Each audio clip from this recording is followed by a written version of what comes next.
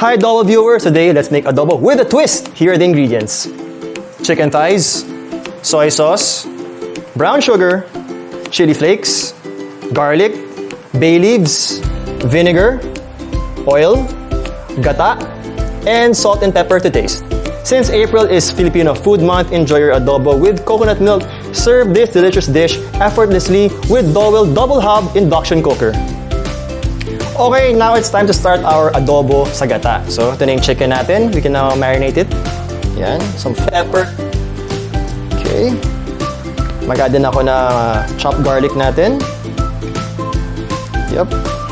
Sama chili flakes. Kakaiba, para may konting sipa yung adobo natin. Chili flakes. Siyempre, some asukal. Pang kontra ng anghang.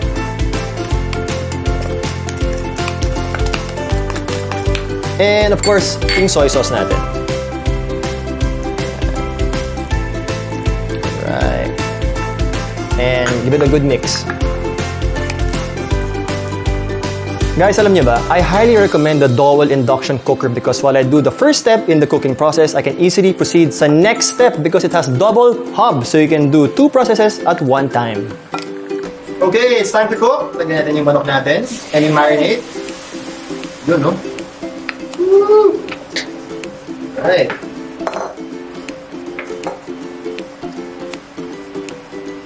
Okay, now it's time to add our vinegar. Yan, yung key sa adobo, syempre. Vinegar natin.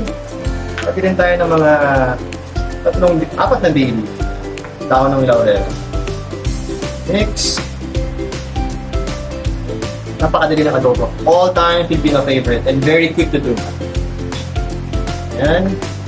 And then, syempre, yung twist natin, yung gata. Mas creamier.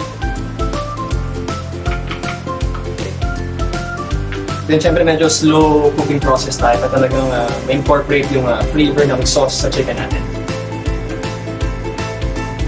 As you can see, this is digital and has 6 cooking programs where you can saute, boil water, steam, soup, and even warm milk. At ayan, tapos na ang adobo sa gata. It's time to plate.